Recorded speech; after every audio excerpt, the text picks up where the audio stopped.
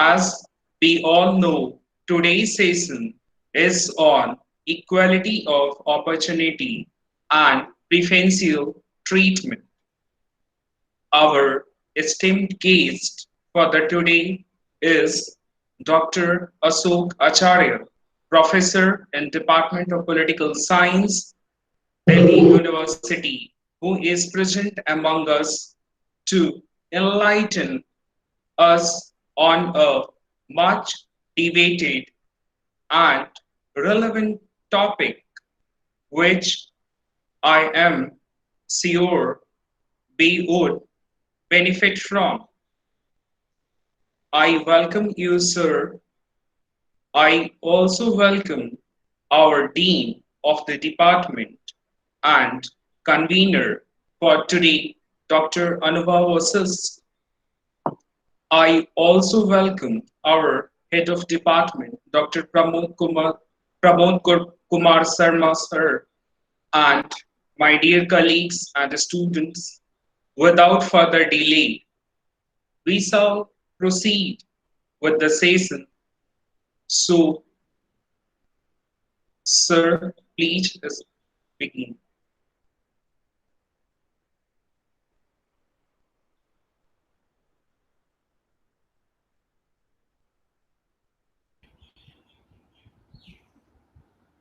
Can you hear me?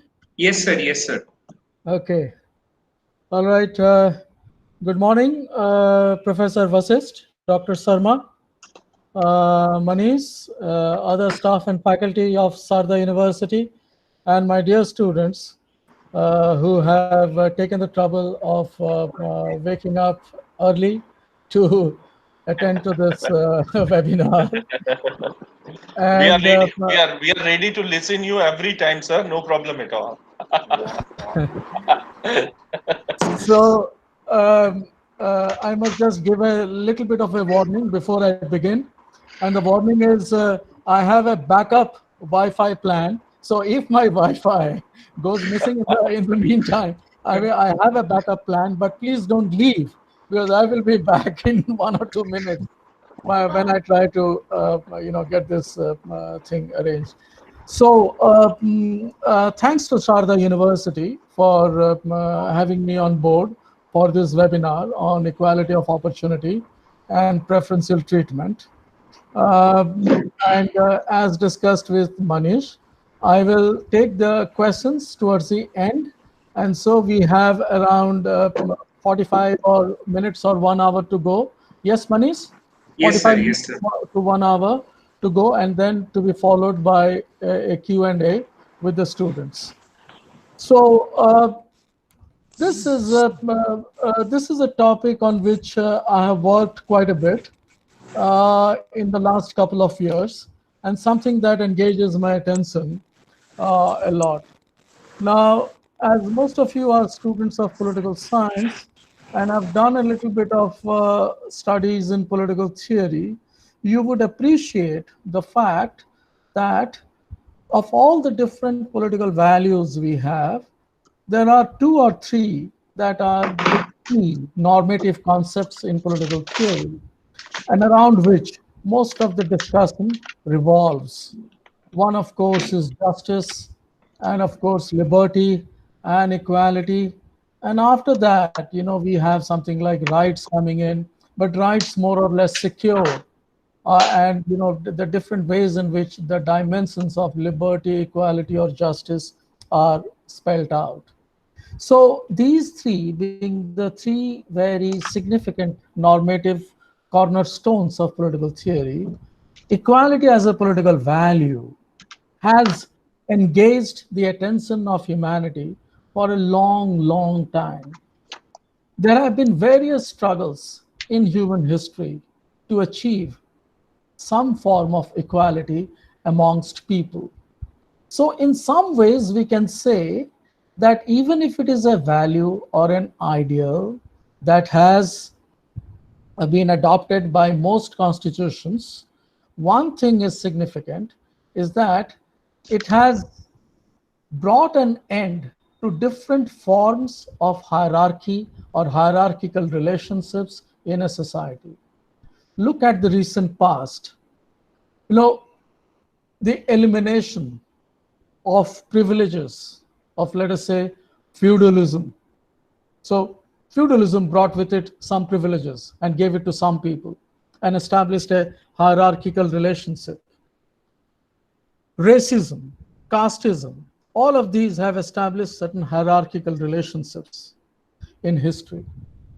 And equality as an ideal has inspired people to fight against some of these hierarchies.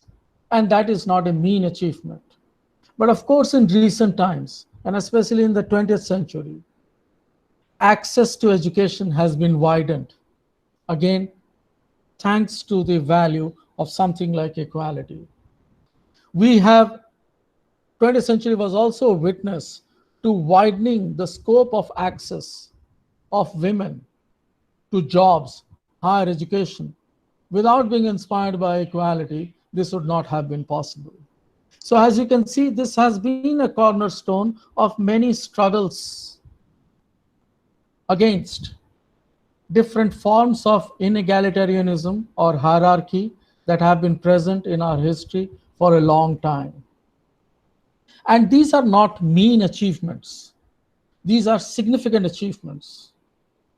And each of them has taken us a step closer to realize equal opportunity. Now, around the late 20th century, I don't, if you must have heard the term Mandal Commission, right? And Mandal Commission report came out in 1980. And around that time, there were a significant amount of discussions in social sciences, within sociology, political science, and also with other disciplines, where people felt that the idea of equal opportunity is a conservative idea. What matters is that how do we give people equal prospects of success, that is, equal outcomes. It is the end result that matters. Opportunity doesn't matter so much. In my presentation today, I will try to show why equal opportunity is an important ideal, even if it allows and must allow for certain forms of preferential treatment to remain in society. Now, equal opportunity at one level is tied with the idea of opportunity. So, why is opportunity important? Opportunity is important because if you look at any kind of a success of any person or an ability to be successful, depends on three things. One is the person's talent. The second is what we call the person's effort. And the third is opportunity. So whether the person has a talent to be successful, whether the person has given adequate amount of effort to be successful, and third, whether or not the person has been lucky with some kind of opportunity. Now, opportunity for some is a matter of luck. However, we need not reduce opportunity to a question of luck only. But then, even if we take it as luck, what happens is that it's only those who belong to certain affluent backgrounds. That is, if you come from, let us say, a rich family, or you come from a higher caste, or you come from a group or a community that has some advantages to itself, for you, opportunity is a kind of a given. You don't have to ask for it. It comes your way automatically. And in that case, we can take it as a matter of luck.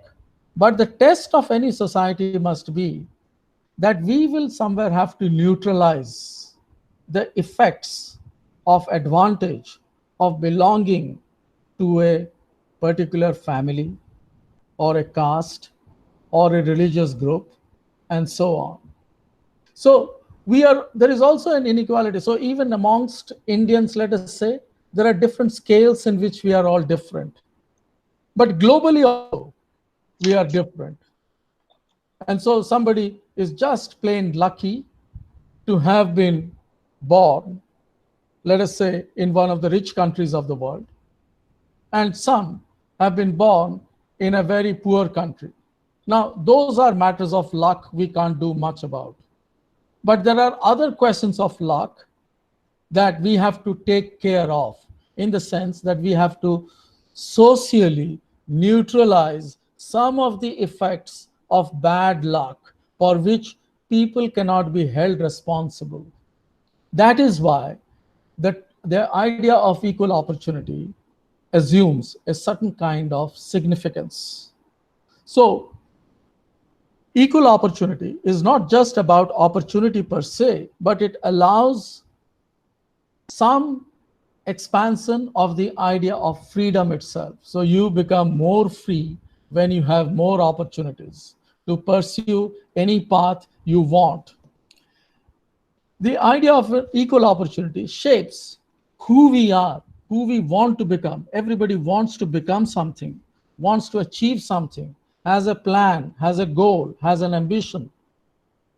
And we want opportunities thrown our particular way, thrown in our way to pursue those paths. So, also, please remember that equal opportunity, or even reservations, or affirmative action, or preferential treatment, in whatever way we apply them, they have traditionally been meant to apply either to education, employment, or education, employment, or in income equality, mostly in the competitive domains.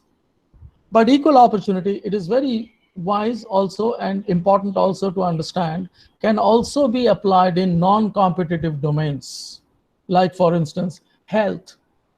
Now in today's time, in COVID times, we also need, everybody needs an equal opportunity to stay home safe and to have access to some kind of health facilities that are equal for all, and so on. So, going back to that earlier three things that I noted about what makes people successful is talent, effort, and opportunity. If we neutralize the effects of advantage and compensate for people's disadvantage, then we can say that opportunity, if we have created enough opportunities and equal opportunities for all, then success will depend on talent or effort or both of them. But certainly not, people can have talents or they are willing to give effort, but they just don't get the opportunity. In that case, it is a form of social injustice, right? So how do we move on from here? Who provides the opportunities? One of the ways in which we have understood the one of the biggest constraint on opportunity is the family itself. So the family is the first constraint on anyone's opportunity, right? So what is the, how does the family play a role? Usually in any kind of a liberal society or in a free society, the family is held to be sacrosanct. That is, nobody interferes with the domain that a family occupies. And nobody can interfere in the business of any family, which leaves open some of the choices that parents make about the way they want the children to grow up, the ways in which they want the schooling of the children to be taken up. And so much of this structure of opportunity is at times determined by the family. It would have been a different society altogether if we had followed the Platonic vision, where once born, all the children were taken to one school and they were all brought up together. That would have been a case of perfect equality of opportunity. But that is not the case. So all families retain their own different, domains and a certain sense of responsibility of bringing up their children. And because families are also unequal in many, many ways, And because we cannot interfere with what goes on inside the family happens to be one of the first structural constraint on the question of equal opportunity itself. There is, there are of course other ways in which there some constraints have worked, as I have said, that if there are hierarchical oppressive structures like race or feudalism or even caste system, then you have other kinds of constraints coming in. So it is easy to say that a society believes in equal opportunity, whereas it is another reality to see that there are different kinds of families, there are different kinds of oppressive structures that constrain or limit the domain of opportunity for some and open up opportunity for the rest. So how do we neutralize all of this? Can we ever do it? Well, at the first level, we think that we can go step by step. We can, for instance, say that to begin with, all societies must get rid of all forms of discrimination that exist. Let us say, so basically we say that a society, in order to become a little just, will try to do away with all forms of discrimination at the basic, at the ground level. And discrimination can be of various types. And so non-discrimination as a principle is the first step towards establishing equal relationships between people. And it is not easy. And all of you who care to read a little bit of our histories will know that how long it has taken us to get rid of different forms of discrimination over a long period of time. It's not a mean achievement. Many of us students of your generation will take these for granted and will think that this is part of a rhetorical game that people like us play as teachers when we keep on stressing about the fact of non-discrimination. But you won't realize how lucky you are in relation to the older generations who have struggled a lot against different forms of discrimination. So please take this a little more seriously. Go into why and how people have evolved and have struggled against different forms of discrimination and yet even now in 21st century, all forms of discrimination have not disappeared. Can I give you an example? One good example is the matrimonial columns in the daily newspapers, right? Where people give their own preferences to marry to certain castes or into certain classes, or when they say that they need a decent marriage, with a subtle reminder that they expect a certain kind of a dowry or something like that. Now, many people call it that these matrimonial columns are a private domain and they have nothing to do with the public domain. So look at the contradiction. In the public domain, we have a constitution which abolishes untouchability, which abolishes different forms of non-discrimination. But in the private domain, also open in the public sphere, in the little columns in the newspapers, you have these matrimonial ads that exist and where you and I read and subscribe to and believe in. And so these matrimonial columns are proof that discrimination actually has not gone away. But discrimination is not only personal, is not only interpersonal, that as I discriminate against someone, or there is an institutional basis to discrimination itself. So there is a systemic discrimination that takes place. And there is an institutional, there is a systemic, there is a social forms of discrimination. So you and I may not be behaviorally discriminatory in our own behavior, for instance. But we may subscribe to a broader, deeper, and a sinister forms of institutional discrimination without, at times, our own knowing, right? So let us say patriarchy is a structure and it seeps into many of our social institutions. And we never question it. We just are happy to live within those structures. So if we go to the roots of this, some forms of structural forms of oppression or discrimination, then we know that a simple principle of non-discrimination is not enough. So we are starting the journey, as I said, from the question of discrimination, to which the answer is the principle of non-discrimination.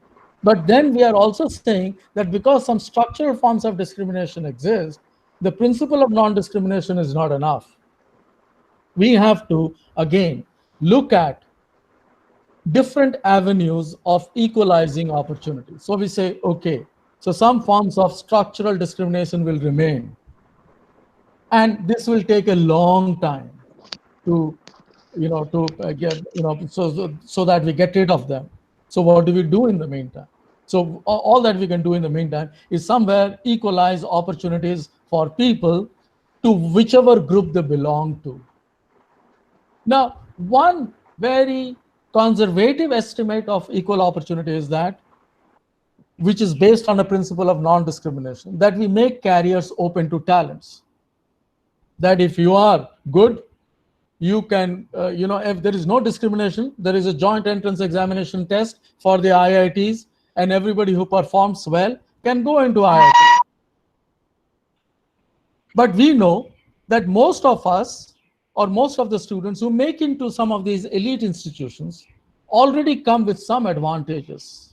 They belong to certain families who can send them to quota, and then they can get their training there.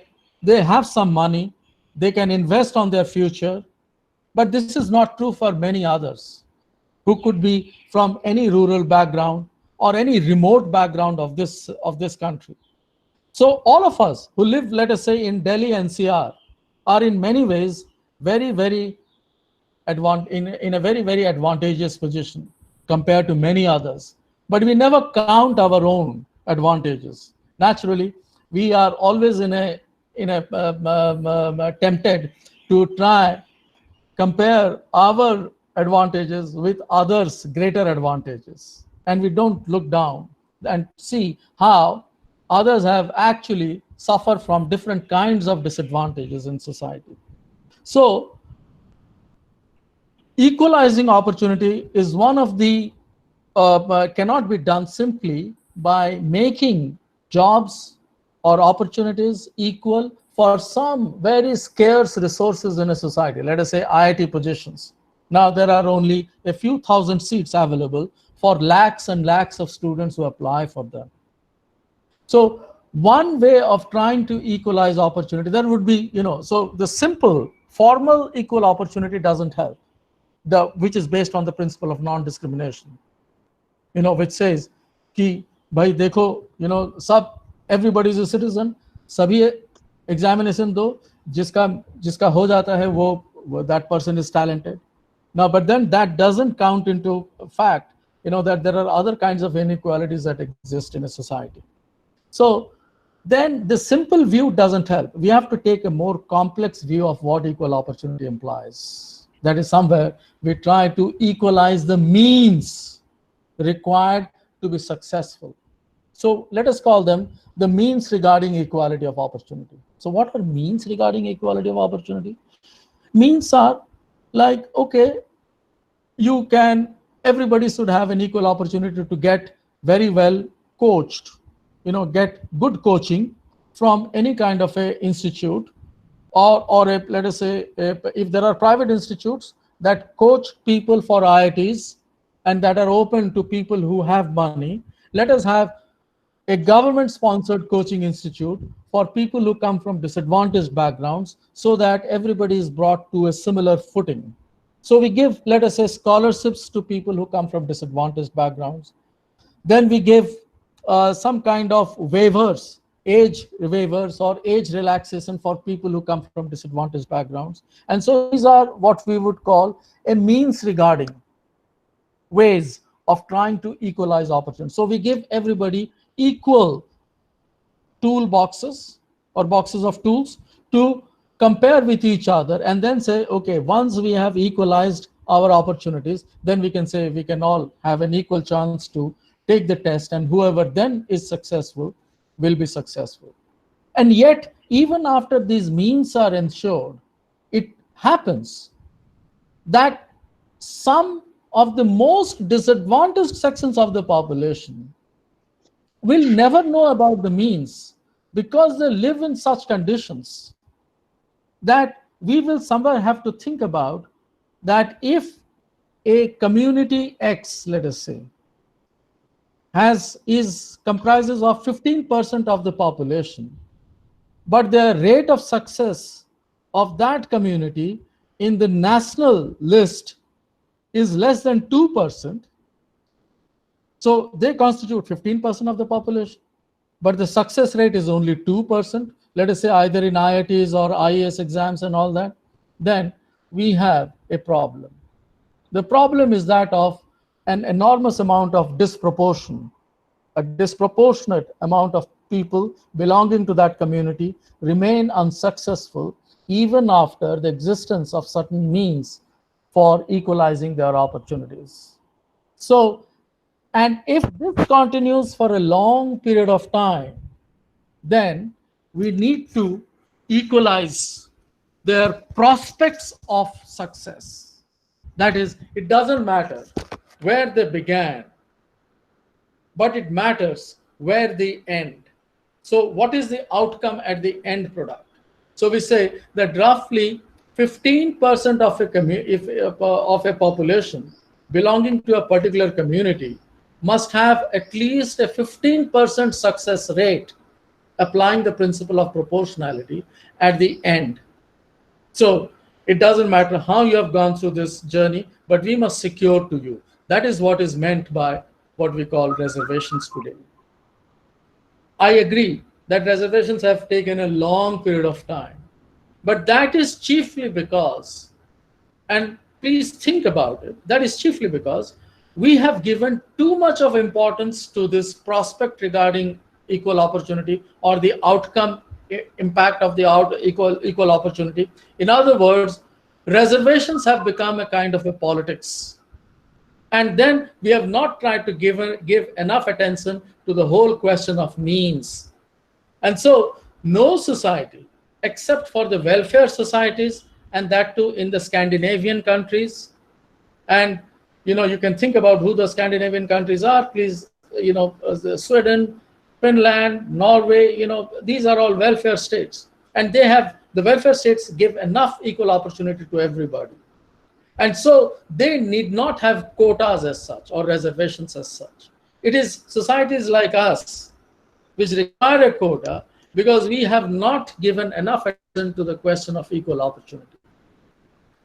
However, who deserves that kind of a quota or reservation is another issue altogether.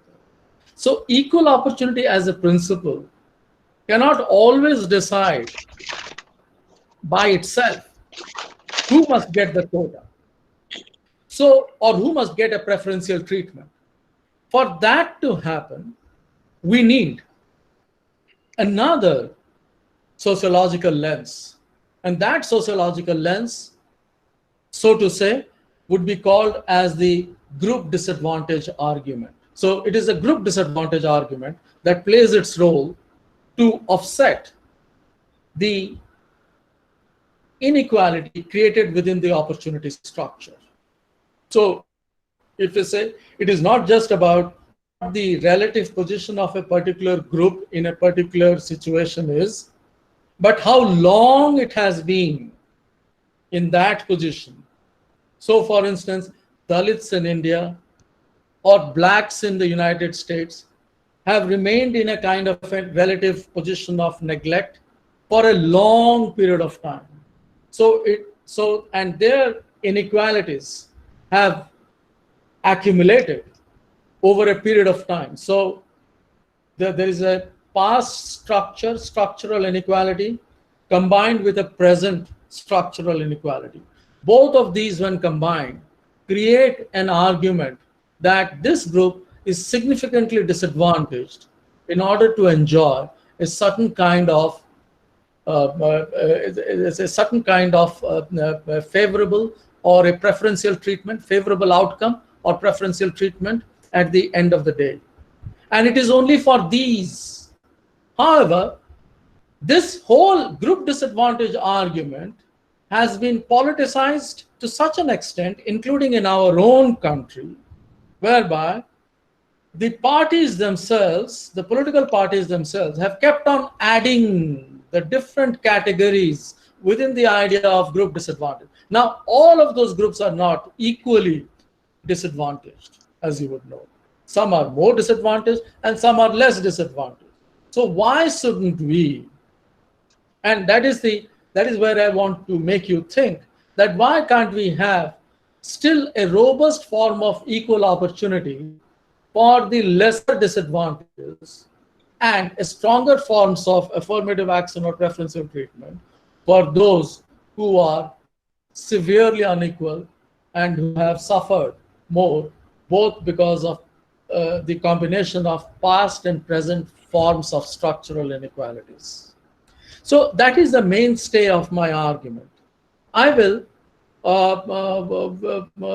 Manish, can I stop here, take a few questions, and then again go ahead, depending on how far the students have been, have followed me or have not followed me. Am I okay with this? Yes, sir. Manish? Yes, sir. Yes, sir. Okay. So, should I mute myself and then take up the questions? Yes, And, sir. Yes, sir. and also request everybody here to only unmute yourself when you are raising the question. Otherwise, mute yourself. So, and you may take turns, or Manish might help you taking the turns. Okay.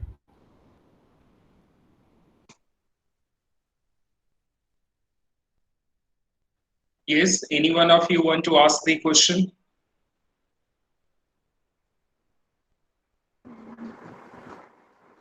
Very good morning, sir. Yes. I'm Kajal Devangan. Sir, I don't want to ask questions, but I want to put my views.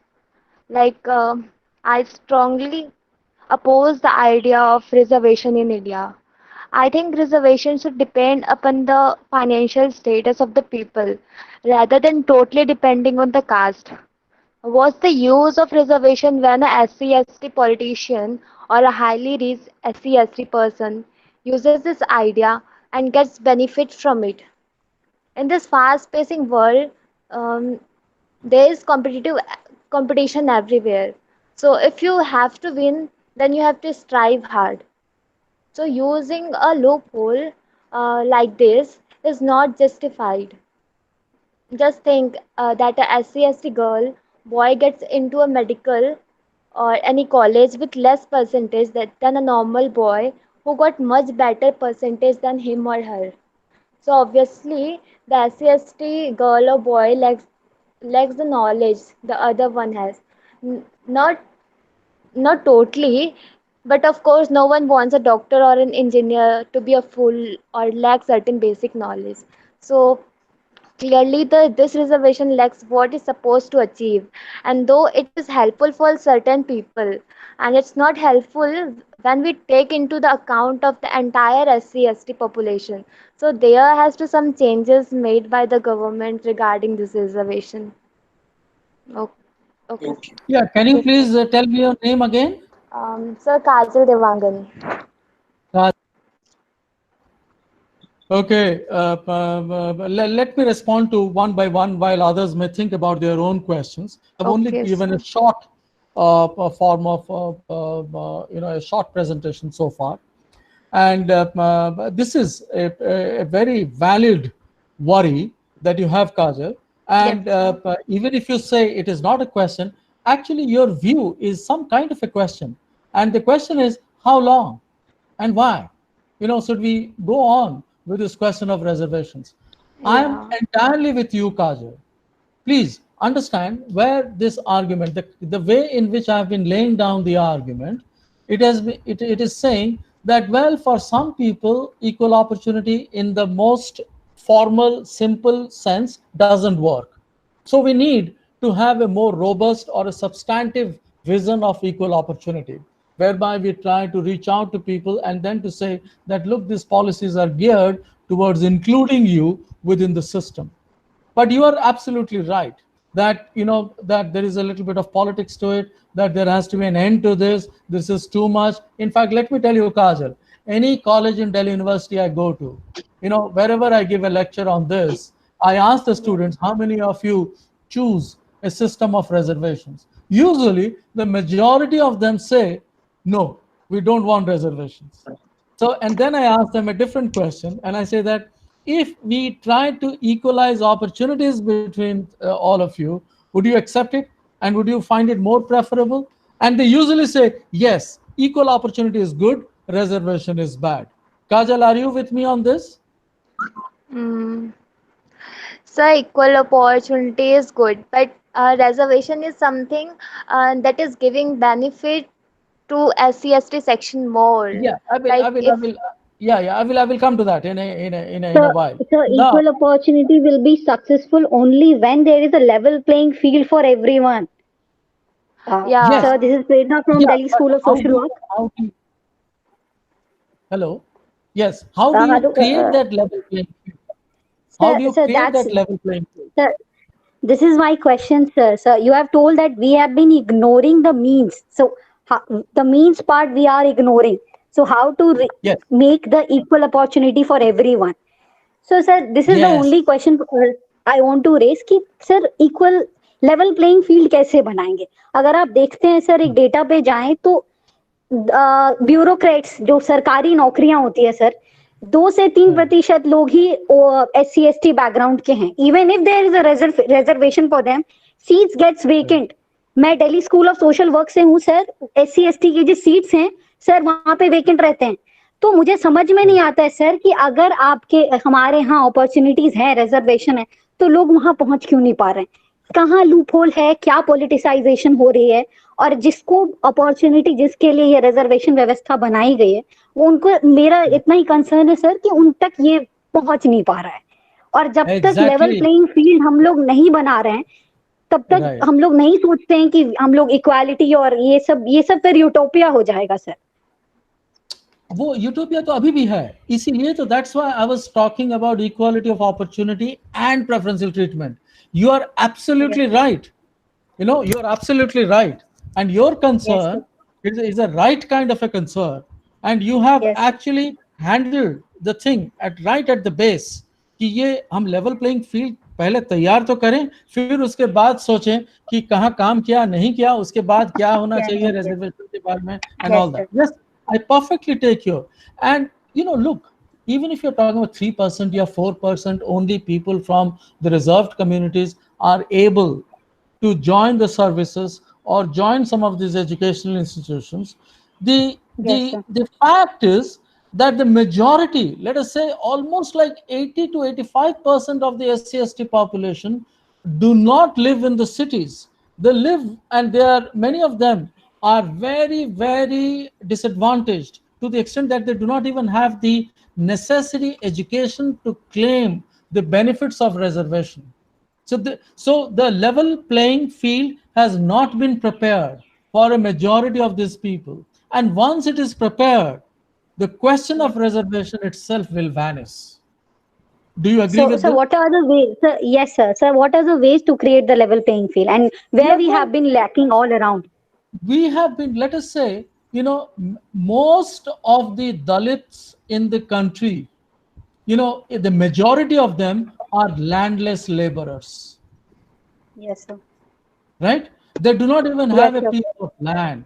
Land reforms in this country was started at some point of time. Now it has all been forgotten.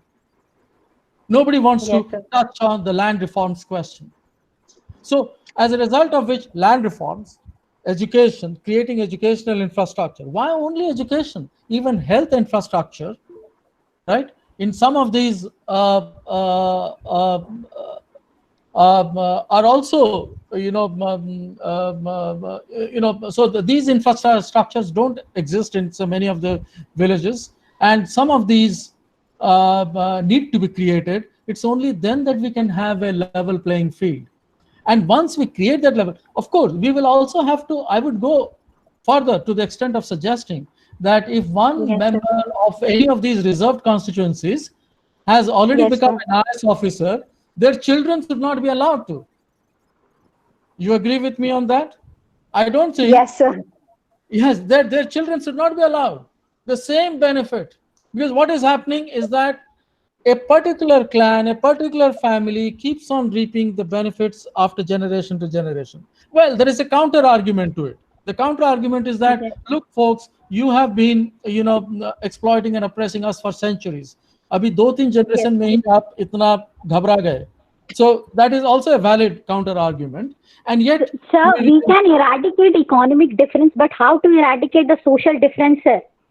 yeah, well, Sir, this is the point. We I'm sorry to everyone interrupt, wants. sir. yeah. Sir, I'm Okay. really very sorry to interrupt, sir. Yeah. May I allowed to give answer? Yes, you can. Yes, You yes. can read your question. Okay, sir. Sir, my name is Pranjal Chaturvedi. Very warm regards and obliged by your presence, sir. Thankful to Manish, sir, for providing us this opportunity. Sir, if one wants to really work on how to eradicate social differences, sir, then person should go with Annihilation of Caste written by Dr. B.R. Ambedkar, where he has suggested to a length the solution of problem of social differentiation and social discriminations. Sir, on coming directly on the question, sir, this proportionate representation, sir, when there will be representation in proportion of population, sir, somewhere in current scenario, will it not be dangerous to the efficiency of the organization? Second thing, sir, that I want to raise, sir, I believe that reservation and preferential policy is essentially important in current scenario.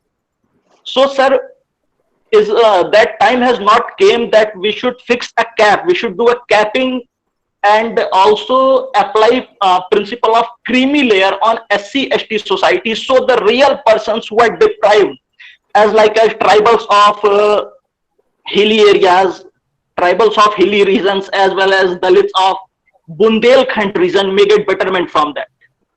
Sir, this was my question and concern. Thank you, sir. Sir, I have a counter argument to it. So everyone wants equal. Can you? Can I just answer, and then Yes, we sir, can yes. take this up, because I gather that Kajal and Pranjal, you may both know each other and you can carry on a discussion. But let me use No, this no. opportunity. Sir, this is Prerna, and I don't know who is this Oh, Pranjal. Okay. All right. So Sir, let me first sir, respond. sir, my question is Yes, very much related to yes, what. Prerna, you just hold on for some point of the time. First, Professor Acharya will answer to the question of Pranjal, then we'll come to you. Thank you, Manish. Now, Pranjal, I'm very impressed by your question. I'm extremely impressed by your question, because the question that you asked about the applying the application of the principle of proportionality, this has been something that has been worrying me for the last so many years.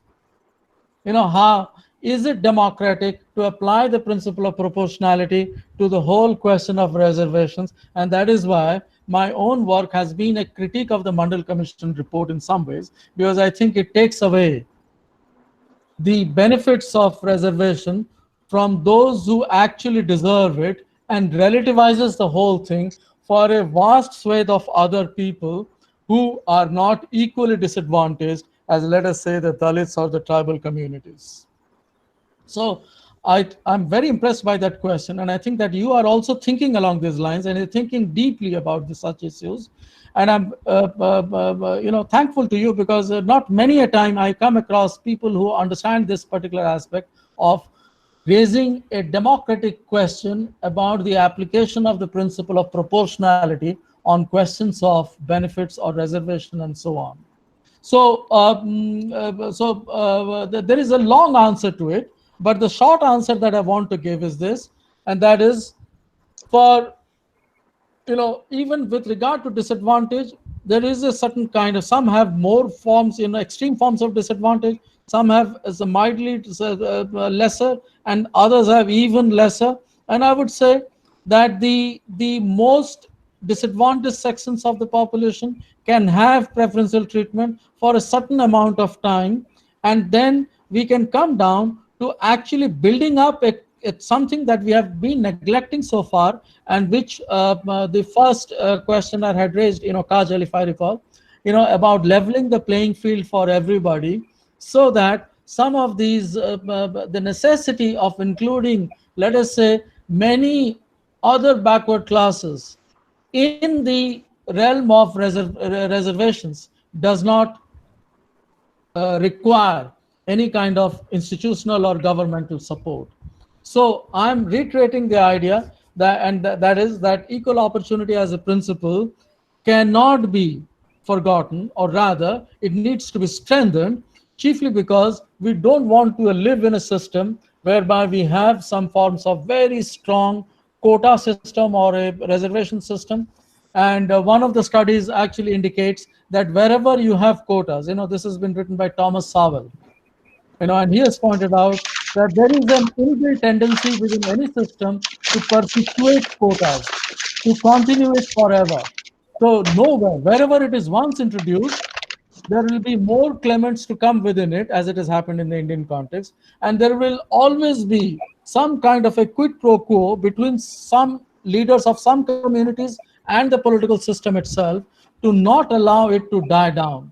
Whereas the more important questions of preparing the level playing field, of actually ensuring social justice, even taking the teachings of Ambedkar or the advices of Ambedkar seriously, are all ignored. So that is something we need to take care of. So have I been able to answer, or is there something else that I lost out on? No, sir. Yeah, Yes. Pranjal?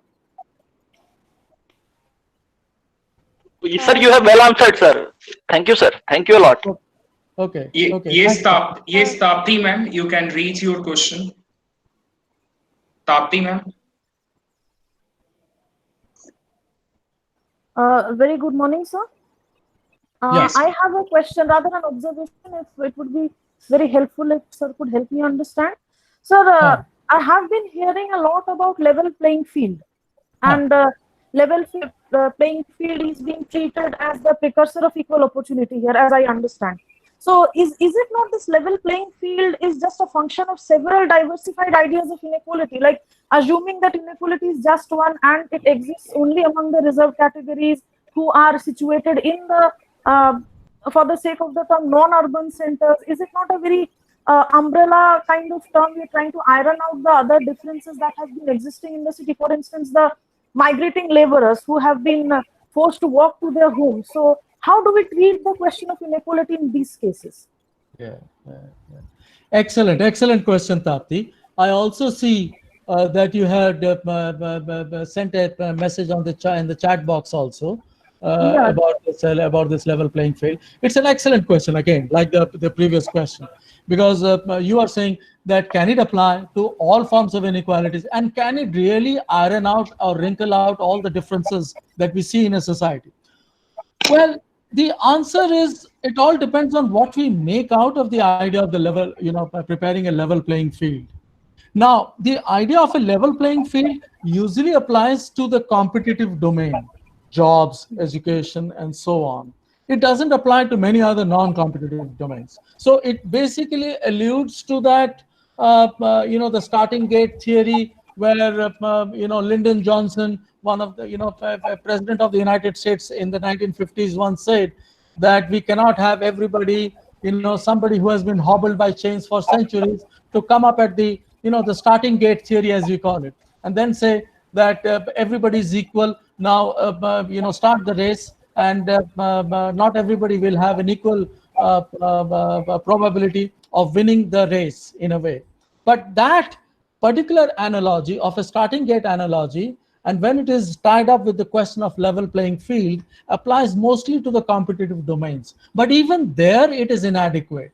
So the first way in which a level playing field is applied, let us say, is applying the principle of non-discrimination. So the state does not discriminate, so there is a level playing field.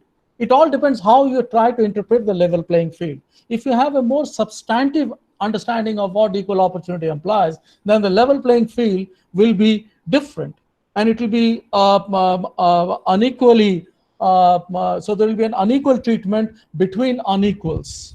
So it's not going to be uniform treatment across the board. So the first principle of non-discrimination is uniform treatment of everybody. Everybody is a citizen irrespective of differences. Now the second question comes, no, well, there are differences and that divide people and that have set them in a under have created a certain different forms of inequality. So differences create inequalities, some of which are socially significant, others may not be socially significant. But those that go on to reproduce other and deeper forms of social inequalities, we are interested in them.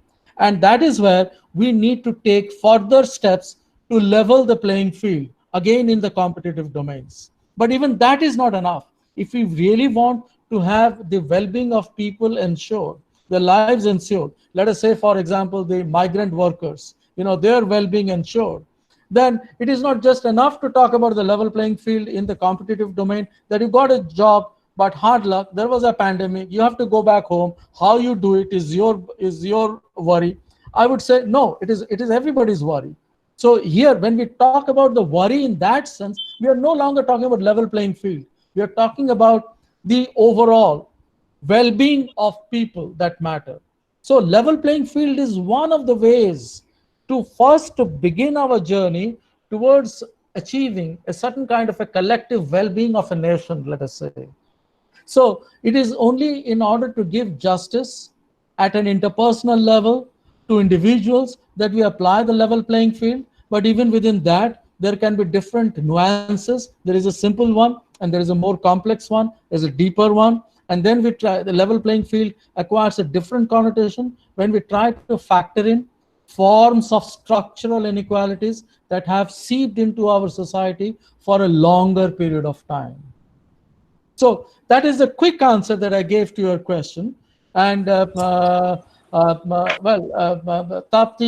Pranjal, you are also most welcome to continue the conversation with me later on. And I will ask Manish to share my email ID with you both, and you can continue the conversation later on also, if possible. And I'd love to continue this conversation. Yes. Any other? Yes, sir. I have a question. Good morning, sir. Hello. Yes. Yes, Good Vansito. morning. So my question is that, so see, whenever we talk about people who have been discriminated on the basis of caste, maybe race, but we don't talk about the LGBTQ communities. We don't talk about women. Would giving them a level, how can we give them a level playing field, and is giving them a level playing field empowering them or pushing them back down? That is my question. What do you mean by pushing them back down? So because And what do you mean by you know, exactly giving them a level playing field? so like LGBTQ community, no one talks about them, how they are suppressed. No one talks about them. See, like they don't even have a gender category. They're not even recognized as people. So how will you ensure that they, join the mainstream regardless of their sexuality, and how they can benefit? They are not allowed to sit in schools. But I will take a little, I will disagree with you on one thing, and that is, the communities that you are talking about will not use the term, as you are pointing out, joining the mainstream. Do you get the point? So joining the mainstream is a wrong term that you're using, and that sounds a little patronizing for any such community. But more than that, actually, if you ask me, what does it imply to bring them on a level playing field, I would say a public acknowledgement of their different orientations, of their differences, is enough, I think, in some ways, to allow them to or to level the playing field for them. So, and that is lacking in many societies, and in most of the societies have actually struggled with these issues for a long period of time because of certain forms of morality that we have clutched onto for a very long period of time. And I think gradually this is, spaces of acknowledgement of such differences are opening up in all societies, including our own. And so an open acknowledgement of such orientations goes a long way in leveling the field for them, though many of them may not want to have to be given any kind of a preferential treatment, except to say that by virtue of belonging to such groups, they should not be excluded. Right? Yes, sir. Right. So, or you still have any thoughts about it that you would like to argue with me on what No, I sir. just said? I don't want to argue with you. I just No, no, wanted to no. know that You're whether no, disagree with me. no, sir. It's just I wanted to say that, pushing that down when you asked me what it meant, it was like people already have so much hatred for them and so Oh, they're so yes. judgmental about them already. So giving them reservation or, giving them some impetus or some kind of, encouraging them, wouldn't that This, increase the yeah, fuel of that hatred in cannot people? be, that cannot be institutionally ensured, whether or not. So a lot of what you are talking about falls within the domain of what I call the limits or what I call the zone of public morality. So a lot of that falls within the domain of public morality, not so much within the domain of institutionalizing equal opportunity. At least, except for the application of the non-discrimination principle. But as I had said in the beginning, the application of the principle of non-discrimination will always depend for its success on the expanded understanding of public morality that any society has at any given point of time. So people discriminate less, they would hate other communities less if our public morality is of a higher category, and we have evolved and we are being progressive and so on. So many a time, many of us are held back by some of our own conservative beliefs or a conventional conception of morality, and that doesn't allow us to accept some of these alternative lifestyles. Okay, sir. And sir, women, what about them? Like, is equality of access enough for us, or do we also need equality of outcome? Well, women themselves answer this question differently, right? Yes, sir, And exactly. So, what is right? I, I, I believe in at equality of times, access only, not in at outcome. times, at times, I'm tempted to give my own answer, but at times I hold myself back because my voice may not be an authentic one because of because my views could be gendered in some ways, could be, and yet I would risk myself towards suggesting that even while we accrue some of these institutional gains through equal opportunities and through some kind of preferential treatment, and I, in fact, am a votary of having in the country, 50% of the parliamentary seats and of the state legislative assembly seats must go for women.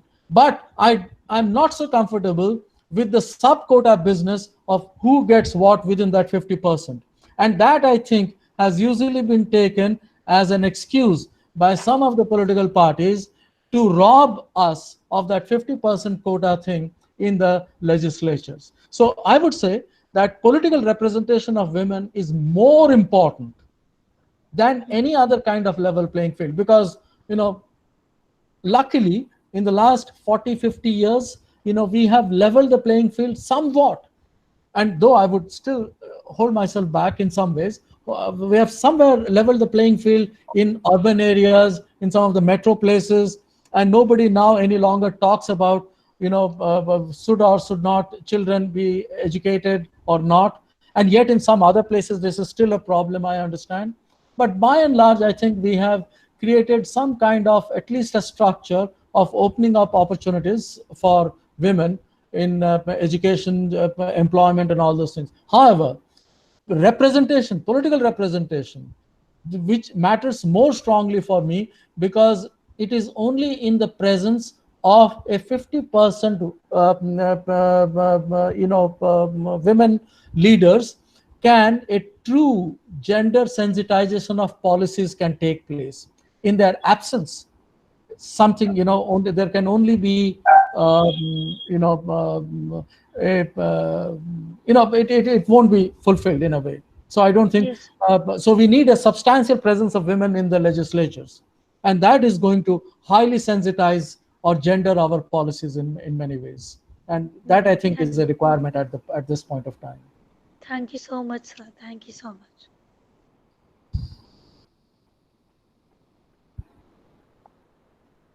Yes, another. Yes, anyone else? Uh, Yes. this is Prerna, Manish sir. May I Yes, ask a yes. question? Yes, yes, Uh, yes. Yes, yes. uh, sir, I would like to disagree with what you have to say and what Pranjal has to say. That Mhm. so you said that once ST community gets service gets into service, the another generation must not get it. और प्रांजल ने कहा कि SC और ST community के creamy layer होने चाहिए Bundelkhand and all. तो sir मेरा ये कंफ्यूजन है कि reservation was all about social and educational background disadvantages. That's what it was. तो सर मैं ये कहना चाहती हूँ कि हमारे इंडिया में बस 2% ऑफ इंटरकास्ट मैरिजेस होते हैं. अगर हमने इकोनॉमिक इक्वालिटी अचीव कर भी ली तो इंटरकास्ट मैरिजेस क्यों नहीं होते हैं? इसका मतलब सोशल इनइक्वालिटी स्टिल परसिस्ट. और जब तक ये social inequality, social disadvantage, discrimination रहेगा तो आपको नहीं लगता है सर कि ये रिजर्वेशन तो ऑब्वियस है कि this will persist. And how Okay. to eradicate this? How to eradicate this social inequality? Yes, yes, Because if yes. this You, doesn't get yes, you yeah. hold on. Sir will answer. Yeah. Okay, Prerna, good question, but I think I fear you are mixing up too many things here.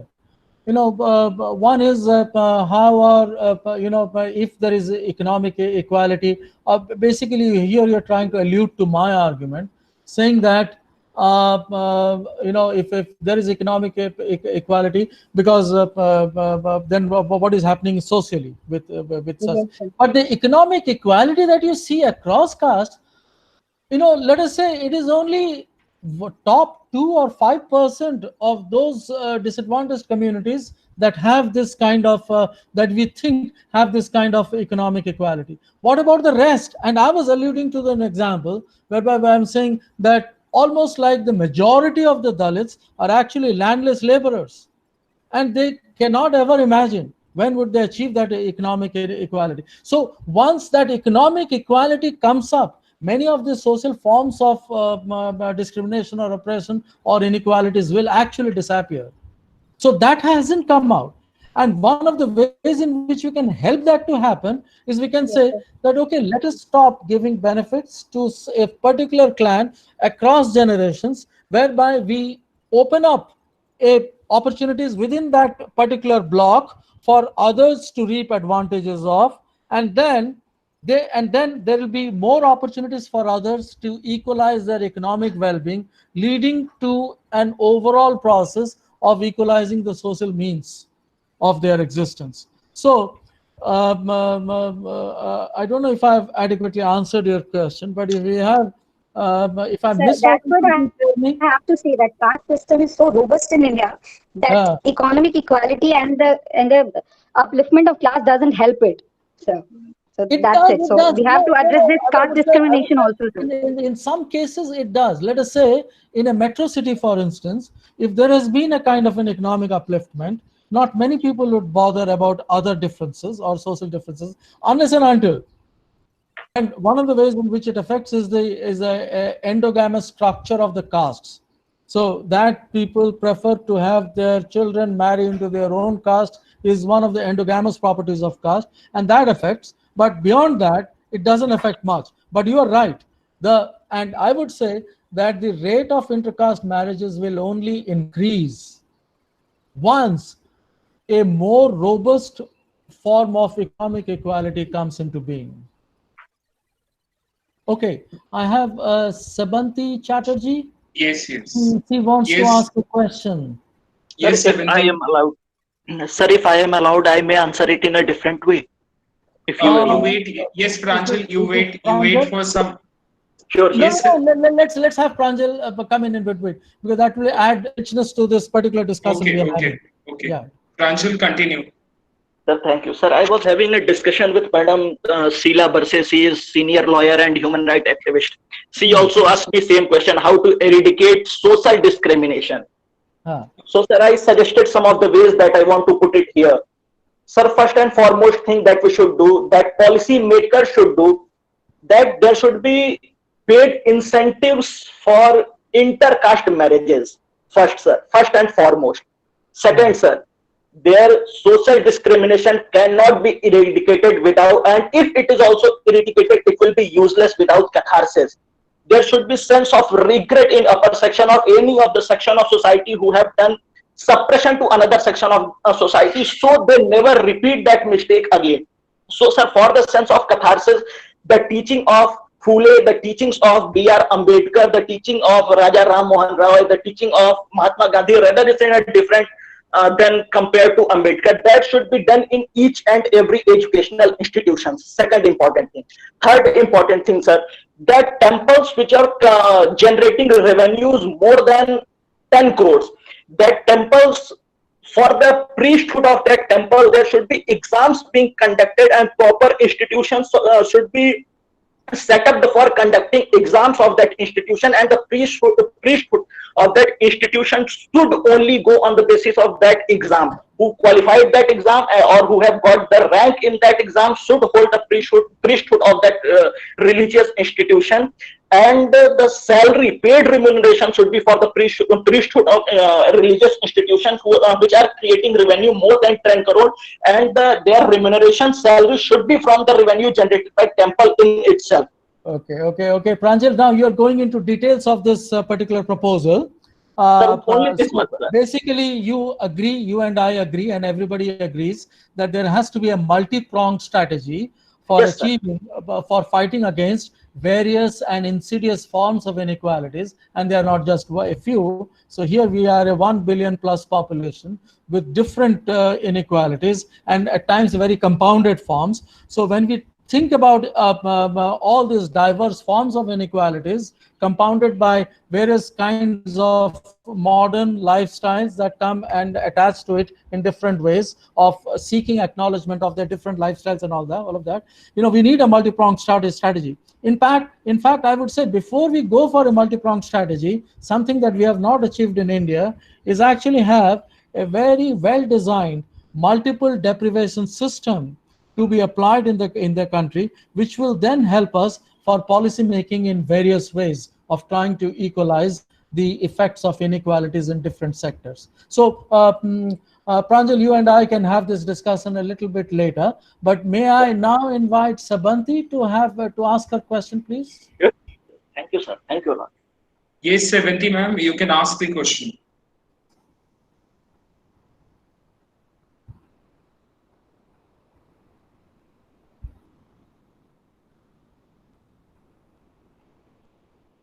Yeah, she says unmute me. So, well, you can do that yourself. Yes.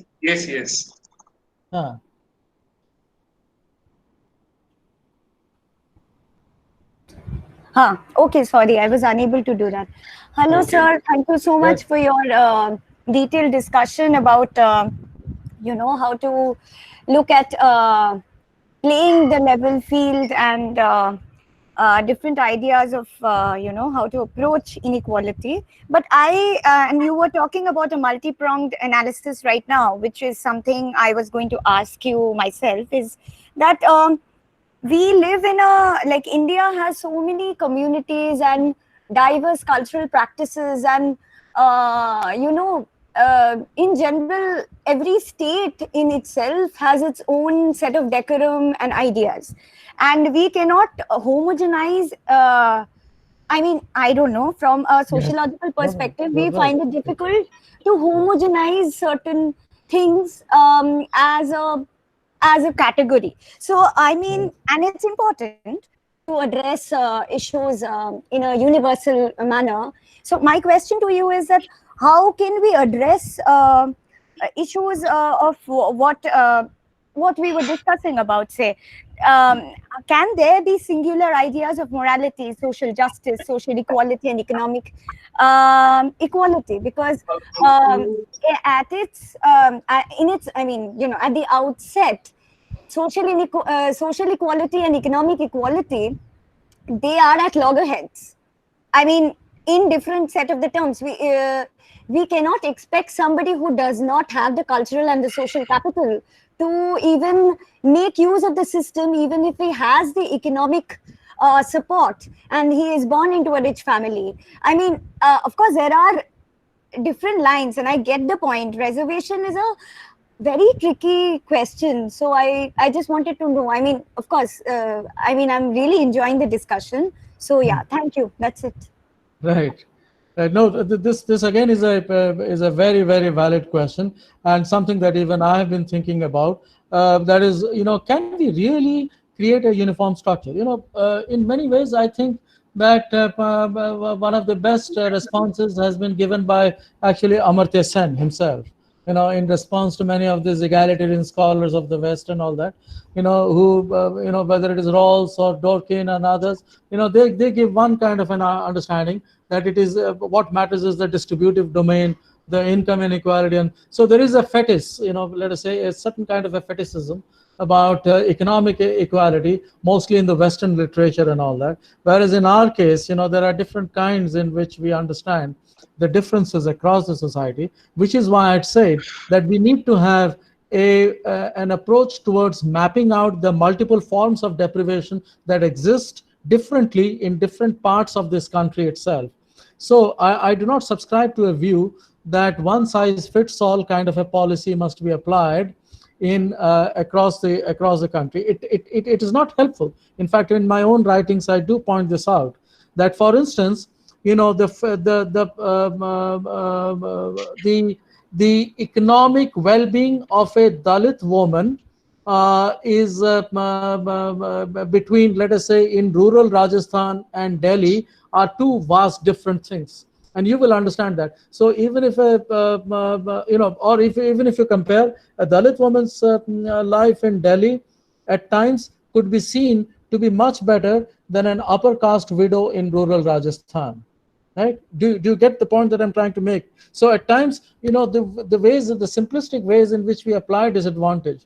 Let us say how the upper caste widows in rural Rajasthan fare compared to Dalits in their own society. You will see that many of them have been disempowered by their own families. So yes, so there is also no one size, there is no one conception of public morality that must exist in any society. So society is made up of differences across the country and all that. However, I subscribe to the view somewhere that if we have to take an account of what a public morality of a society is, then the best way to understand it is through the Constitution itself.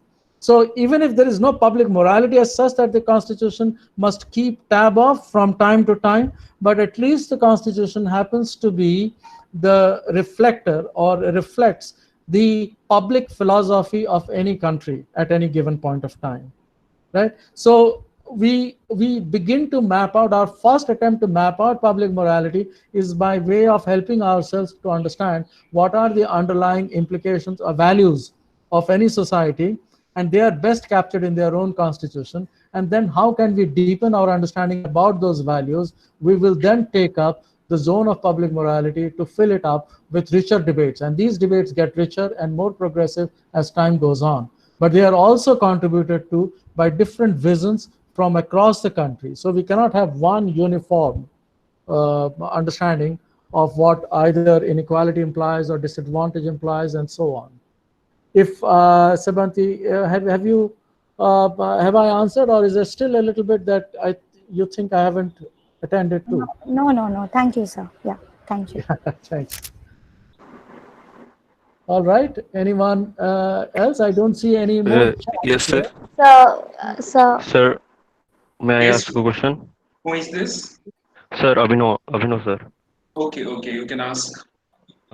Sir मेरा question ये है कि जैसा आपने बोला बाकी लोगों ने भी बोला डिटेल्स में कि एसटी एससी और Dalits more of them are below poverty line and landless labour. तो सर अगर इकोनॉमिक बेसिस पे दिया जाता है रिजर्वेशन, तब भी तो वो रिजर्वेशन का फायदा उठा सकते हैं, और उनके साथ जो जनरल कैटेगरी के भी हैं लेकिन सर बिलो पॉवर्टी लाइन में हैं, उनको भी तो रिजर्वेशन का फायदा सर इस बेसिस पे मिल सकता अगर इकोनॉमिक बेसिस पे रिजर्वेशन दिया जाए तो सर इसमें दिक्कत क्या है? बहुत ही अच्छा सवाल है आपका. It's a very good. अनुभव sir Abhinav Tiwari. Abhinav. Okay. Thank you, Abhinav.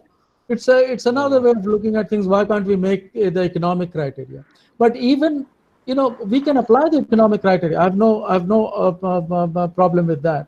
But however, there is a certain kind of a disparity as to, what percentage of each of these communities belong to the lowest strata.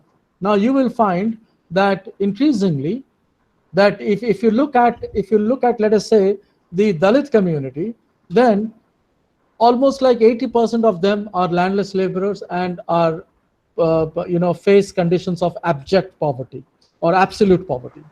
I don't think similar would be the case with any other caste. So I don't understand why the economic argument keeps rearing its head again and again in order to discount the significance of caste-based preferential treatment. So the economic argument keeps coming back all the time. And why? Because we just want to capture that, let us say, within the higher caste, those who live in absolute poverty would not be more than, at by any count, and we are still waiting for the caste-based census results to come out, by any count, to be more than 10% of their being absolutely poor. And that is where I think, so if you compare the economic inequality within the caste groups itself, you will tend to see that within the Dalit community, more and more people belong to that. So we cannot actually. So the economic thing is a good indicator of where and how some of these caste groups compare to each other, but we cannot, because of that, because of seeing an overwhelming presence here, immediately move to the economic thing. We also need to understand why people belonging to certain castes are so economically poor off, that we must continue to give attention to some of these most disadvantaged communities. But I'm sure the time will come once we have crossed a certain threshold of having brought up, or some of the people belonging to the disadvantaged communities, that after that um, we can then think about applying the economic criteria. So at this point of time, it is all a kind of we have reduced many of these many of these responses as political gimmicks, and this is where we need to distance ourselves from. So as mature students of Delhi NCR, and you are the future of this country, I would say that please allow yourself to think a little more deeply about these questions, and don't just brush them off and saying that it is all. We all understand it's politics, but we also, as intellectuals, we have to engage with such a kind of politics, and we have to actually argue against such a kind of politics, and it is only people like you who can do it. And because my generation, we are almost looking at the we have already crossed a certain stage. It is you who has to now take forward this. So please think a little more deeply, a little more genuinely, and engage with these things. And as to, it's a good question, but in my view, we still haven't come to that stage yet. And yet, how do we pass through such stages is something that must occupy you and others who belong to your generation. Thank you, sir. Thank you so much, sir. Sir मुझे भी एक question पूछना है. Yes, who is the? Yes, you can ask first. Sir जब भी अभिनव ने बोला कि SC/ST को लेके ऐसा कुछ हो रहा है, तो सर आज के टाइम में भी तो SC/ST को लेके होता है. जैसे हम नीट का एग्जाम देते हैं, तो सर जनरल को बहुत प्रॉब्लम होता है, और SC/ST को हमेशा से देखा जा रहा है कि गवर्नमेंट कॉलेज मिल जाती है, और अगर जनरल को 496 भी आ रहा है तो प्राइवेट कॉलेज ही मिलती है. तो ये तो सर थोड़ा डिस्क्रिमिनेशन हो जाता है ना आज के टाइम में. दोनों तो इक्वली मेहनत कर रहे हैं, दोनों तो इतना पढ़ते हैं, तो दोनों को गवर्नमेंट कॉलेज मिलना चाहिए फिर. It's okay. Okay. We have already covered this in the. We'll share the recording of the session, and you can go to it. Still, if you have any doubt, you can write an email. We'll forward your concern. Yes, anyone else? Sir? Yes, sir. Manish? Yes.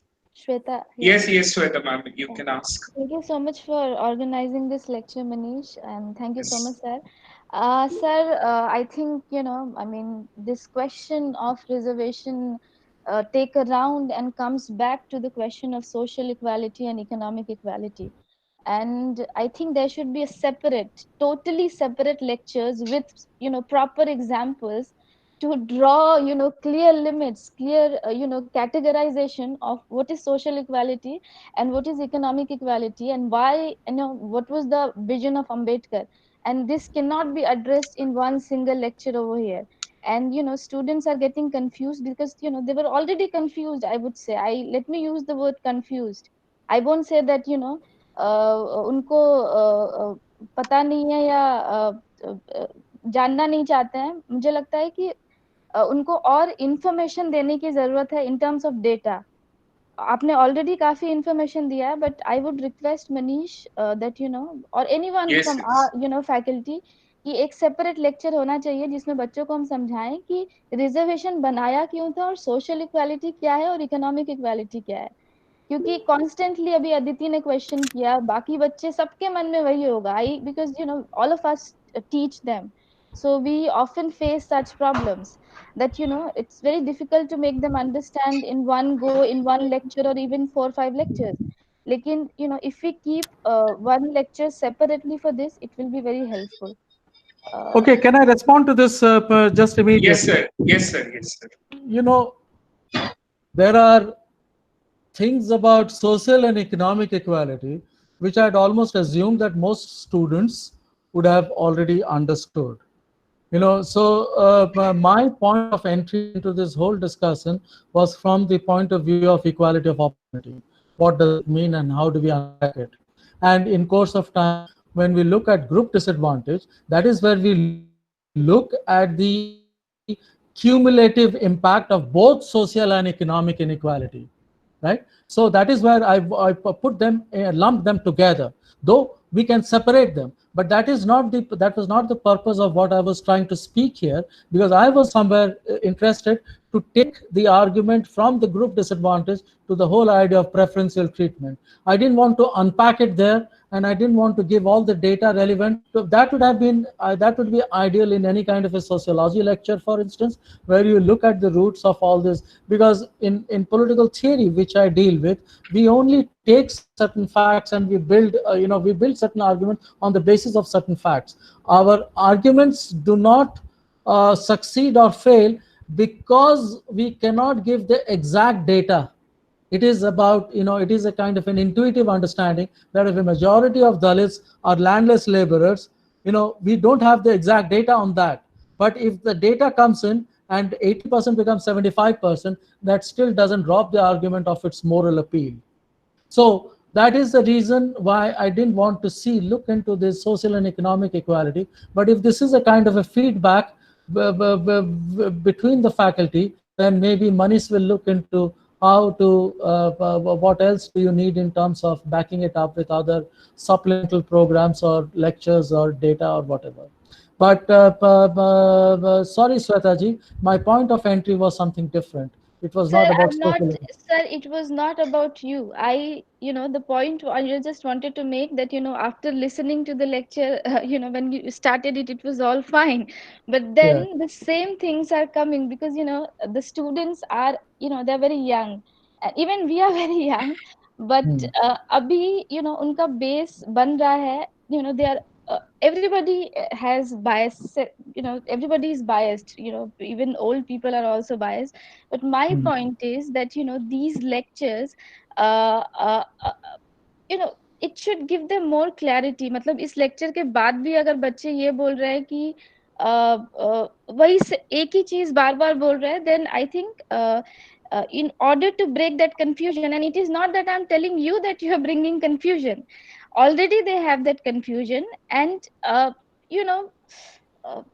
don't know, I mean, these questions again, that how I totally agree with what Prerna was saying, that social equality kaise aayega. See, there is no Ma'am, I just want to say that here the participants are from the different corners of the country because the two window is open and 150 people is another window. So it's very hard to figure out who is from the Sada University and who is from outside. No, I'm not. See, my point was not at all that. My point was Yes, not at all yes. that. I am responding on the basis of what responses I just heard.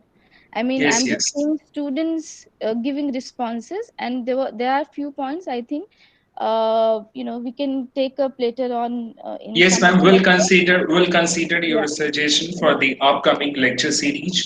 Thanks a lot. Yes, anyone else? Yes, sir. Yes, Good afternoon, sir. So I'm Pallavi Bharti.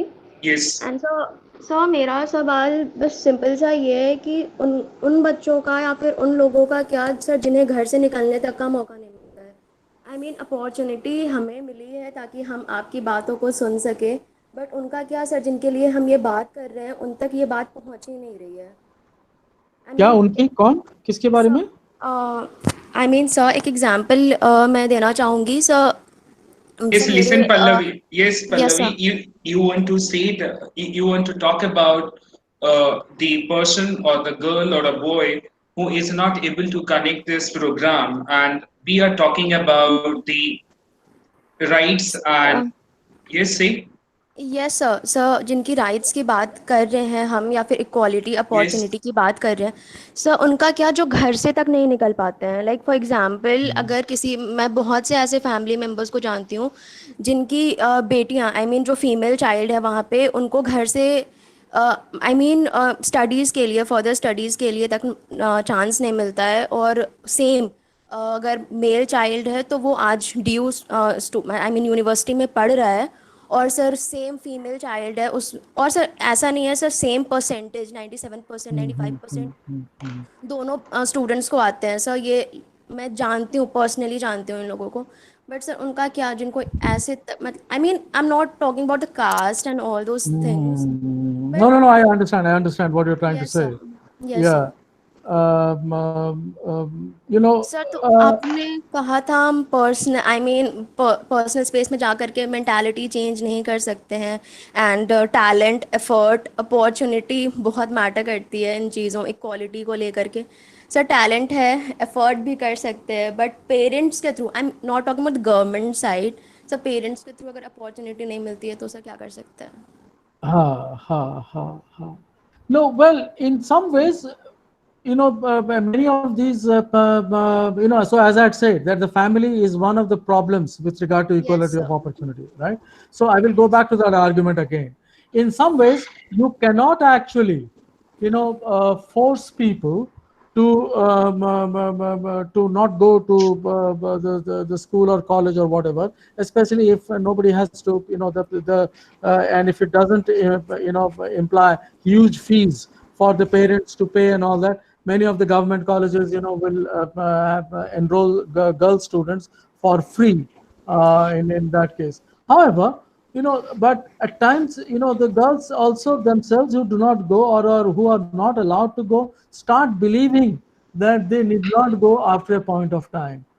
For instance, and the same thing happens with, let us say, with women who get married and who are asked to abort their children just because they happen to be daughters.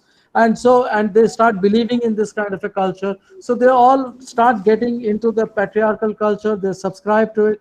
I think these are what we call adaptive preferences of women.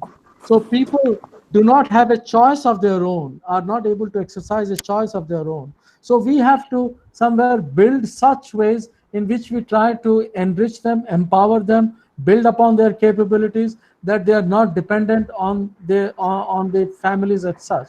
But no state or no government will ever encourage anyone to rebel against your own family. So we will have to somewhere Yes, sir. wait for certain reforms or certain kind of gentle but humanitarian interventions by relatives or neighbors or others can help. But there is no simple solution to it. At times they cannot do it legally. At times, you have to convince them socially, and that takes a little bit of time for some of these pressures of patriarchy to loosen in course of time. So मतलब as a student of political science और ऐसे जो उसके age group को match करते हैं sir, हम personally ऐसा कुछ भी नहीं कर सकते। Uh, I'm like, can you do it? No, you can do it. For instance, look at this example. But it's not a let us say in your neighborhood, if someone is beating up his wife and the wife is screaming, you have every right to intervene, to knock on the door and say, "Hey, what's going on? Is somebody being harmed?" Now that is one way in which you can intervene. Another, but in this case, you cannot intervene in this way that you can walk into any family and say that I know better what you must do with your daughters, right? We can't say that, and yet there are some ways in which we can probably gently persuade some of these people to start sending their daughters to school or college or whatever. So so these things take time, a little bit of time, and they don't happen immediately. So, but nobody can stop you. You can try. So I have tried, but it's just that I have asked my parents also to talk to their parents that I mean, my parents in sending me to, I mean, to university or something, I mean, out of state for studying and all Uh, these things, but they are just, it's yeah, I okay. know, I know. So those differences still, even in a metro like Delhi, NCR, and all that, we have these issues and problems. So imagine what it must be for the rest in the country, right? That anyway. So yeah, these are these have to be somewhere. We have to solve these issues at an individual level, at a family level, between friends and family and relatives. And this is how social change takes place. We can't be waiting for the next social revolution to bring in all the changes. So we will have to work on these things, and yet this will take time. Is all I'm trying to say. All right, sir. Thank you, sir. Yes, Okay, thank you. we'll move on to next question. Oh, so I have one. Yes, Kajal. Yeah.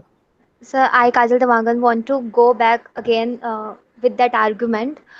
Do Hmm. we really need? Do women really need reservations? So I want to pour my views here. So Yes. I don't really think that women really need it because their survival doesn't depend upon reservation. It's just that it just required because the treatment they get needs to be changed.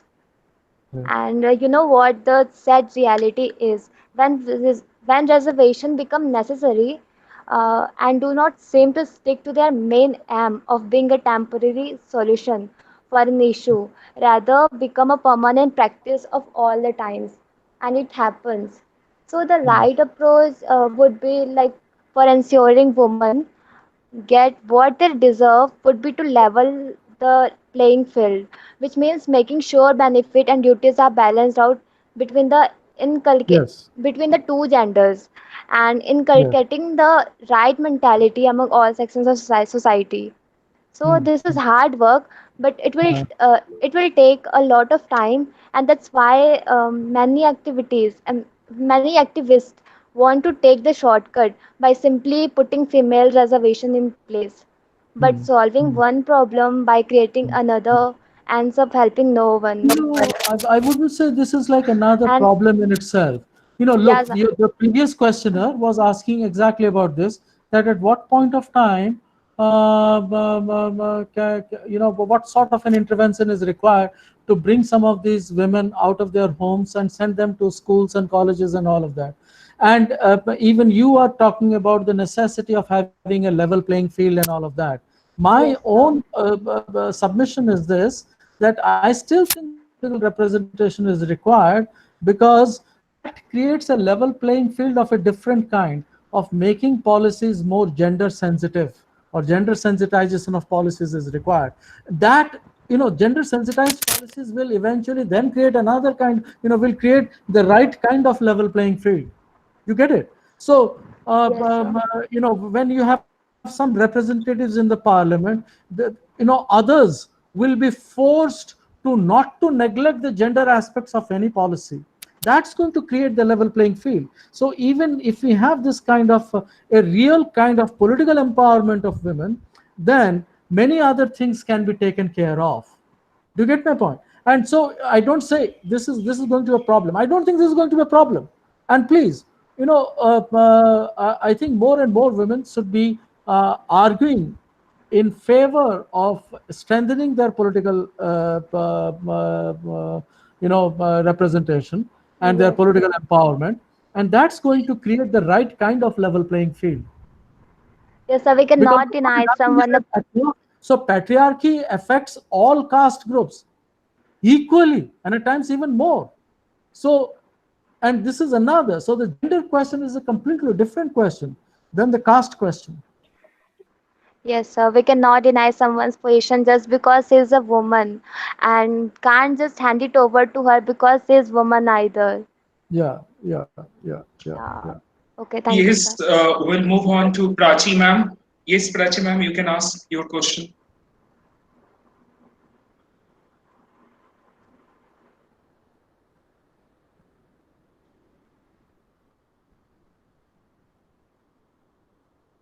Hello.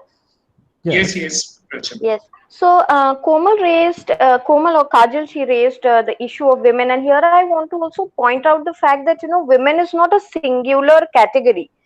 Women mean, when we talk of women in India's context, women come from different castes, different geographical backgrounds, different regions.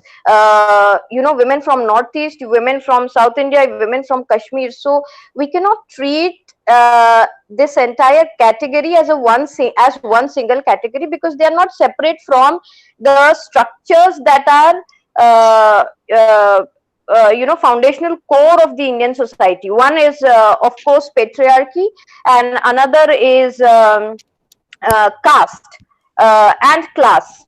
So we'll find that. So I think that differentiating between these women and then talking about whether we need this reservation, and one question repeatedly that I have heard throughout this presentation is reservation, but kab tak? But one reverse question, Nancy Fraser, she talks about redistributive justice. And one question that we also need to ask as a society is that caste discrimination and patriarchal gender discrimination, kab tak?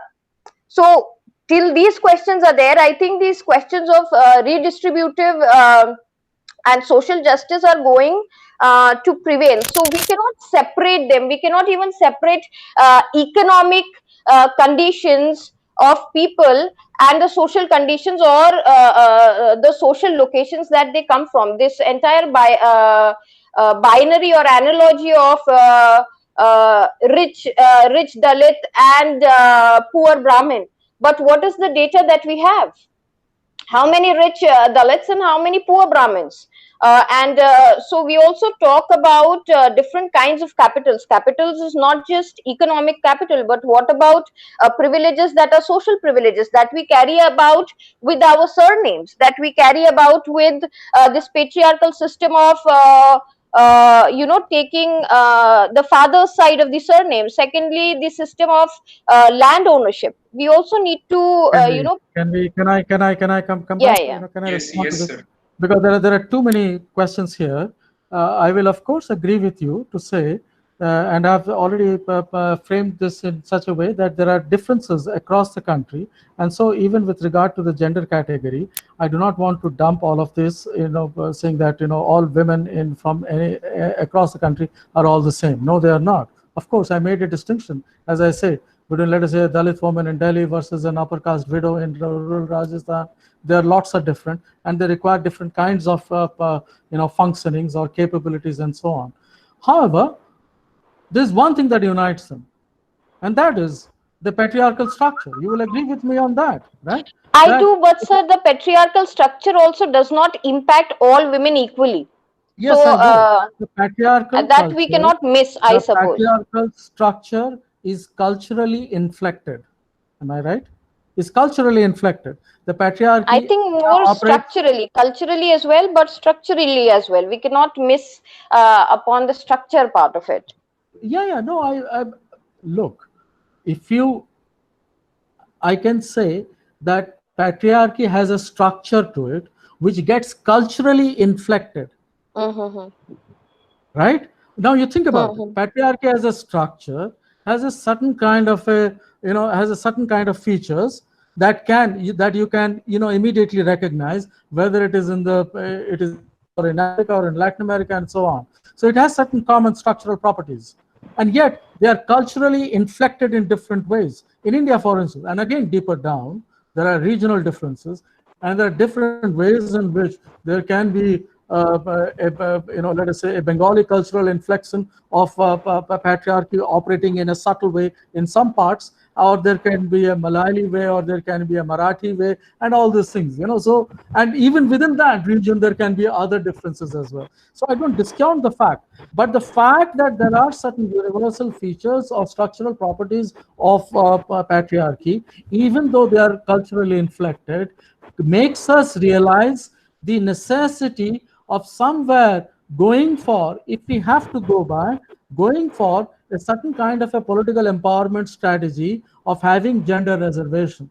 Yet, at the local level, and at the given the diversity of the localities, you can have public policies somewhere tagged with these questions of multiple variations across the regions, much like as I think Amartya Sen has tried doing in his own work. Has alluded and acknowledged the fact that there is a question of human diversity, and different people require different kinds of capabilities to empower themselves or to find themselves at a certain level where they can do and function and all of that. And I don't think anywhere Nancy Fraser would also disagree with this, with her own understanding of a bivalent conception of justice, both with regard to recognition and redistribution. I don't want to go into all this, but the moot point that I'm somewhere trying to bring up is that the question of political empowerment, and especially for women, has never been as demanding as it is now, and I think we need to somewhere accede to that. And I think, and it will play out differently in different legislatures. In provincial legislatures, for instance, there will be different kinds of discussions on different forms of patriarchy that exist across the country. But there are other issues that you brought up. Unfortunately, I can't get into all of them now, but I just wanted to make myself clear on one central point, and that is with regard to the whole question of the question of diversity, and yet the singularity of the political project. So now we will move on to conclude the session. Sir, you want to say anything else? Oh no, I just want to thank each and every one, and I guess my thanks are due most to the students and also to the faculty. And it was a terrific opportunity to be able to speak to your students. But I guess more than that, the students also now get to know the faculty a little better. So you will have to thank me for that. So I brought the best out of the faculty itself. And so the students will have more questions for you guys later on than for me. So I hope I have been able to ignite that little, little sense of curiosity with some students, and have thrown open a different kind of a level playing field for them to raise more questions in classes. And thank you all. Thank you, Manish, for organizing this. Thanks a lot. So now we'll move on to vote of thanks. You don't have to do it formally. So vote of thanks. Yes, please unmute. Yes, I'm ready. Okay, so we'll begin vote of thanks. As Thomas Jefferson rightly said, there is nothing more unequal than the equal treatment of unequal people. With this, we come to an end of today's webinar. First of all, I would like to propose hearty vote of thanks to our guest speaker, Dr. Acharya, for gracing us with his presence. Thank you so much, sir, for such a wonderful and thought-provoking session. I would like to express my profound gratitude to our Dean, Dr. Rosest for being a part of webinar and ensuring her active participation, as well as our HOD, Dr. Pramod Kumar Sarma sir, and colleagues as well as students. And the last but not the least, finally, I would take the opportunity to thank all the attendees without whom today's session won't have come to a successful end.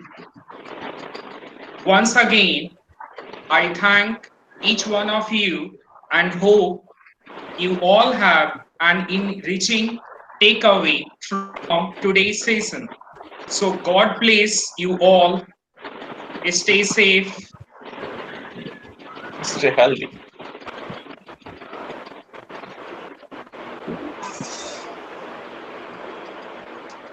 Kindly mute yourself. I'm requesting.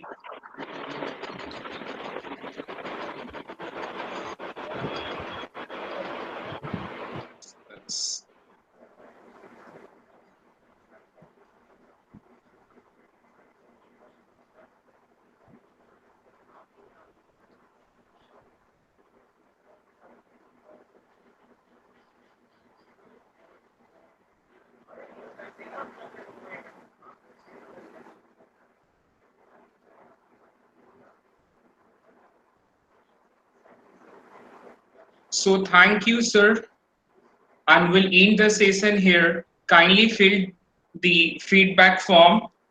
We'll come up with another session very soon.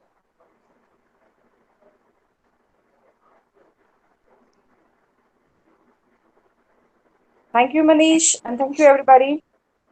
Yes, ma'am. Thanks to all the participants. Great job. Thank you, ma'am. Manish sir. Yes, sir. I've already filled that form. Yes, sir. I think I may have a request to you that we Yes, can yes. have some lecture of series. Yes, The sir. doubts Yes, sir. which are created by Shweta, this is valid. Yes, yes. So we can start some basic topics to reach up to that.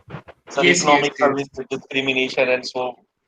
I think the questions related with created by the Prema, Tapti ma'am, Pranjal, all are very nice. So definitely we should arrange more lectures related to that. So thank Yes, you, sir. Manish. Yes, sir. Yes, Thank sir. you, Manish, for organizing each and everything in a nice manner. Okay. Thank you, sir. Thank you. Manish Thank sir. you so much, sir. Manish sir. Hello. I think is left. Okay, okay. I just wanted to ask about the feedback form. All right. It is there in the message. You can just take it. The link is there in the message. Right. Okay, okay. I'll check. Thank you.